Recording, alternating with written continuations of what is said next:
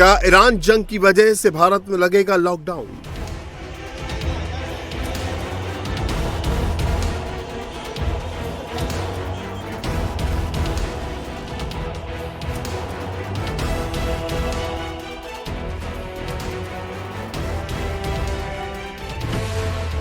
क्या 6 साल बाद हिंदुस्तान में फिर लगेगा लॉकडाउन?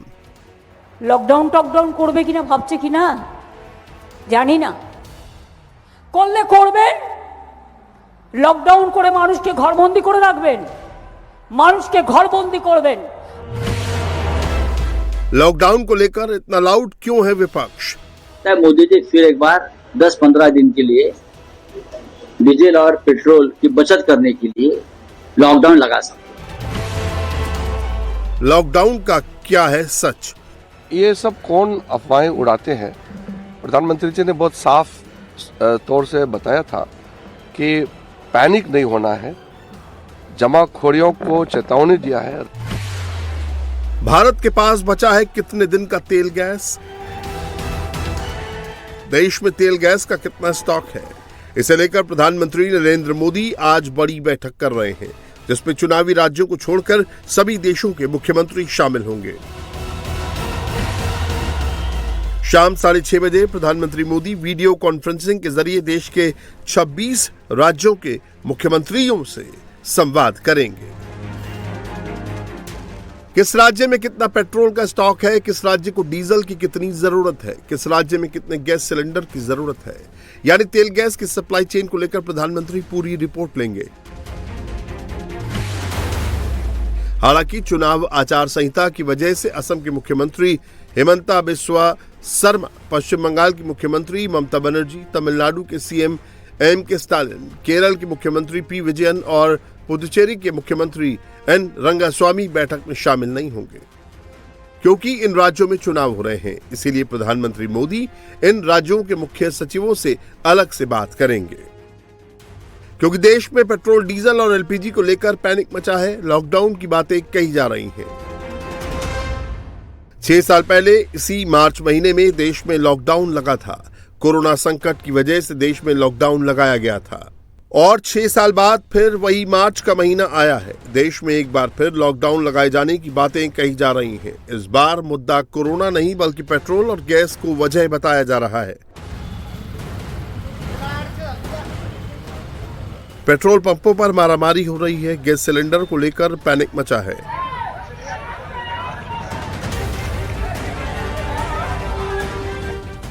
पूरे देश में तेल गैस की किल्लत की अफवाहें फैलाई जा रही हैं। शहर शहर पेट्रोल पंपों पर पेट्रोल और डीजल भरवाने के लिए लोगों की लंबी कतार लगी है। गैस सिलेंडर के लिए लोग लाइन में खड़े हैं, क्योंकि देश में लॉकडाउन लगाने की बात कही जा रही है। এই মোদিজি প্রধানমন্ত্রী হবার আগে যিনি ছিলেন, তখন গ্যাসের দাম ছিল 400 টাকা, এখন সিঙ্গেলটার দাম হয়েছে 1100 টাকা আর ডবলটার দাম হয়েছে 2100 টাকা। মানুষ গ্যাস খাবে না খাবার খাবে? পেট্রোলের দাম বাড়িয়েছে, আবার অ্যালার্ট করেছে। ওনাদের অ্যালার্ট করার মানে তো আমি বুঝি। লকডাউন টকডাউন করবে কিনা ভাবছে কিনা জানি না, করলে করবেন। লকডাউন করে মানুষকে ঘরবন্দি করে রাখবেন, মানুষকে ঘরবন্দি করবেন, মানুষকে নোটবন্দি করবেন, মানুষকে ভোটবন্দি করবেন, মানুষের নাম কেটে দেবেন। জেনে রাখবেন, কোভিডের সময় লকডাউন ছিল। আমরা 21 সালে কোভিডের মধ্যে যদি লড়াই করতে পারি, যে কোনো পরিস্থিতির মোকাবিলা করে লড়াই করবার জন্য আমরা রাজি আছি। पेट्रोल डीजल को लेकर लोगों के मन में भी डर बहुत है। ऊपर से विपक्षी नेताओं के बयान ने पैनिक और कर दिया है। जिस तरह से बड़ी बड़ी कतार पेट्रोल, डीजल, रेशन और रॉकेल के लिए भी लगी है, केरोसिन के लिए, और जिस तरह से सरकार में जोरदार हलचल चल रही है, तो लगता है मोदी जी फिर एक बार 10-15 दिन के लिए डीजल और पेट्रोल की बचत करने के लिए लॉकडाउन लगा सकते हैं। विपक्षी पार्टियां भ्रम फैला रही हैं कि देश में लॉकडाउन लगने वाला है। इसीलिए पेट्रोल पंपों और गैस एजेंसियों के सामने लंबी लंबी कतारें लगी हैं। Surprised that some leaders are saying things like there will be a lockdown and there will be, shortages of LPG, shortages of diesel and so on. These are absolutely baseless, and remarks such as these coming from leaders in political domain is really worrisome. There shall be no such lockdown like the time when we saw it all in COVID, but no lockdown. Want to reassure people that there shall not be any lockdown. सवाल यह है कि क्या वाकई देश में petrol diesel की कमी है? तो इसका जवाब है कि नहीं, देश में पर्याप्त पेट्रोल डीजल है। सवाल यह भी है कि क्या देश में लॉकडाउन लगने वाला है? तो इसका जवाब भी है कि देश में लॉकडाउन नहीं लगने वाला है। पेट्रोल डीजल को लेकर देश में भले ही पैनिक मचा है, पेट्रोल पंपों पर मारपीट हो रही है, लेकिन देश में पेट्रोल डीजल का पर्याप्त स्टॉक है। भारत के पास 60 दिन का स्टॉक मौजूद है। ऑयल कंपनियों के पास अगले 60 दिन की सप्लाई, देश में 74 दिन के ऑयल रिजर्व की टोटल कैपेसिटी, लेकिन सिर्फ 6 दिन का ऑयल स्टॉक होने की बात फैलाई जा रही है ताकि देश में पैनिक क्रिएट किया जा सके। तभी तो जम्मू कश्मीर के मुख्यमंत्री और इंडिया गठबंधन की सहयोगी नेशनल कॉन्फ्रेंस के नेता उमर अब्दुल्ला भी कह रहे हैं कि अफवाह फैलाना बंद करो। जो सोशल मीडिया के अफवाहों के बुनियाद पे पेट्रोल पंपों के बाहर लाइनें लगाए बैठे हैं, हमें मजबूर मत करिएगा, नहीं तो अगर यही हाल रहा मैं कुछ दिनों के लिए पेट्रोल पंप ही बंद कर दूंगा जब तक ये अफवाहों का सिलसिला बंद नहीं होता। क्योंकि अगर अफवाहों की बुनियाद पे आप लोग पेट्रोल पंप के बाहर जो है डेरा जमाए रखोगे और जब हुकूमत आपसे कह रही है कि चीज़ों की कमी नहीं है, तो फिर खामखा हालात जो हैं वो बिगड़ जाएंगे। इसलिए मेरी सब लोगों से गुजारिश है कि आप पेट्रोल पंप के बाहर डेरा जमाना जो है बंद कर दीजिए। फिलहाल किसी चीज़ की कमी नहीं है। दरअसल जब से हॉर्मुज़ संकट शुरू हुआ तब से ही सरकार दावा कर रही है कि देश में तेल और गैस की कोई किल्लत नहीं है। आपको बता दें कि भारत दुनिया का चौथा सबसे बड़ा ऑयल रिफाइनर, पेट्रोलियम प्रोडक्ट्स की एक्सपोर्ट में भारत का 5वां स्थान है। भारत 41 देशों से क्रूड ऑयल खरीदता है। भारत की रिफाइनरीज से भारत 150 से ज्यादा देशों को तेल सप्लाई करता है। भारत की रिफाइनरी 100% कैपेसिटी पर काम कर रही है, यानी देश में क्रूड ऑयल की कोई कमी नहीं है और आने वाले 60 दिनों तक भी कोई कमी नहीं होने वाली है। भारत के पास पर्याप्त स्टॉक है। साथ ही ऑयल कंपनियों ने पेट्रोल पंपों पर ऑयल की कमी ना हो, इसके लिए क्रेडिट नोट को 1 दिन से बढ़ाकर 3 दिन कर दिया है ताकि पेट्रोल पंप संचालक अपने पूरे स्टॉक को मैक्सिमम लेवल पर रख सके। पेट्रोल डीजल की तरह देश में एलपीजी गैस की भी कमी नहीं है, लेकिन गैस एजेंसियों के सामने लंबी लंबी लाइनें लगी हैं। देश में रोजाना कितने सिलेंडर की जरूरत होती है, कितने की डिमांड है, कितनी की सप्लाई है, इसके बारे में भी बता देते हैं। देश में रोजाना 80,000 मीट्रिक टन एलपीजी की खपत होती है। एलपीजी की बढ़ती डिमांड को देखते हुए एलपीजी का डोमेस्टिक प्रोडक्शन 40% बढ़ा दिया गया है, यानी अब देश में रोजाना 50,000 मीट्रिक टन एलपीजी का प्रोडक्शन हो रहा है। यानी भारत को सिर्फ 30,000 मीट्रिक टन एलपीजी का इंपोर्ट करना पड़ रहा है। देश में ऑयल कंपनियां हर दिन 50 लाख सिलेंडर की सप्लाई कर रही थीं, लेकिन पैनिक बाइंग की वजह से डिमांड अचानक बढ़ गई और ये आंकड़ा 89 लाख सिलेंडर प्रतिदिन तक पहुंच गया, जिसकी वजह से ये अफवाहें फैलाई गई कि देश में एलपीजी की शॉर्टेज हो गई। अखिलेश यादव लोगों से कहने लगे कि लकड़ी और चूल्हे का इंतजाम कर लो, सरकार के भरोसे मत रहो।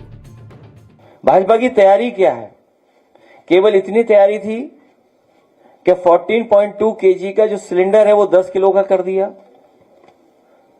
अगर इतना भी कर दिया है तो पर्याप्त आपको 1.5 गुना संख्या में सिलेंडर बन गए होंगे, क्योंकि आपने 14.2 किलो से हटा करके 10 किलो का सिलेंडर कर दिया। इसका मतलब आपके पास हर सिलेंडर में 4 किलो से ज्यादा पर्याप्त गैस थी जो दूसरे सिलेंडर में भर करके दे सकते थे। उसकी आपने क्या तैयारी की? तैयारी तो कम, लेकिन कोरोना की याद दिला दी। इसलिए मैं कहना चाहता हूं कि भारतीय जनता पार्टी ने लाइन के सिवा कुछ नहीं दिया है। कोई भी इनका फैसला है, हमें आपको सबको लाइन में लगा देते हैं। अखिलेश यादव मोदी सरकार पर आरोप लगा रहे हैं कि सरकार ने कुछ नहीं किया, लेकिन हॉर्मुज संकट के बीच भारत हॉर्मुज के रास्ते लाखों मीट्रिक टन एलपीजी लाने में सफल रहा। इतना ही नहीं, आपको बता दें 80 lakh metric ton LPG Bharat पहुंचने वाली है। ये एलपीजी मिडिल ईस्ट से नहीं आ रही है, बल्कि रूस और अमेरिका और ऑस्ट्रेलिया से आ रही है। यानी अगर ये जंग चलती भी रही तो भारत के ये एलपीजी टैंकर रास्ते में रुकेंगे नहीं। कुछ लोग हैं जो अफवाह फैला करके माहौल खराब करना चाहते हैं। कुछ लोग हैं अव्यवस्था पैदा करने का प्रयास कर रहे हैं। जब आपकी बारी आएगी, आप तक रसोई गैस पहुंच जाएगी। जब आवश्यकता हो तभी आप डीजल लेने के लिए जाइए, पेट्रोल लेने के लिए जाइए। लाइन लगाने की आवश्यकता क्या? और अगर हम उतावलेपन में, अफवाह में आकर के इस प्रकार के किसी दुष्प्रचार और किसी अफवाह के चक्कर में पड़ते हैं तो लगता है हम लोगों की राष्ट्रभक्ति पर लोग संदेह करेंगे। तेल की किल्लत से निपटने के लिए मोदी सरकार ने एक और बड़ा फैसला किया है। प्रधानमंत्री मोदी ने पेट्रोल और डीजल पर एक्साइज ड्यूटी घटा दी है। डीजल पर एक्साइज ड्यूटी खत्म यानी शून्य कर दी है। पहले डीजल पर 10 रुपए प्रति लीटर की एक्साइज ड्यूटी लगती थी, तो वहीं पेट्रोल पर एक्साइज ड्यूटी में 10 रुपए प्रति लीटर की कमी है। पेट्रोल पर पहले एक्साइज ड्यूटी 13 रुपए प्रति लीटर थी, जो अब घटकर 3 रुपए प्रति लीटर रह गई है। जनता की ओर से प्रधानमंत्री जी को धन्यवाद देना चाहता हूं, क्योंकि इतना विपद काल में, जबकि एक क्षेत्र में युद्ध चल रहा है जहां से हमारा गैस, पेट्रोलियम प्रोडक्ट सारे आते हैं, फिर भी ऐसे समय में इतना बड़ा कदम उठाना ये कोई मामूली कदम नहीं है। आम जिंदगी में सबको गैस चाहिए, सबको पेट्रोल डीजल चाहिए, तो इसको किसी तरह से दाम ना बढ़े, नियंत्रण में रखे, इसके लिए इतना बड़ा फैसला लेना, वो भी पेट्रोल तब 3 रुपया एक्साइज ड्यूटी रख दिया, इतना कम आप कल्पना भी नहीं कर सकते हैं, और डीजल में 0 कर दिया है। सोचिए, जब ईरान जंग की वजह से पूरी दुनिया में पेट्रोल डीजल की कीमतों में आग लगी हुई है। अमेरिका में ईंधन कीमतें अब तक 35% बढ़ चुकी हैं। अमेरिकी पोस्टल सर्विस ने 8% ईंधन सरचार्ज लगा दिया है।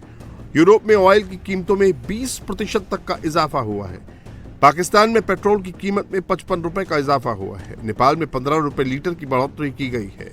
वियतनाम में 49.73% कीमत बढ़ाई गई है। नाइजीरिया में पेट्रोल की कीमतों में 33.02% का इजाफा हुआ है।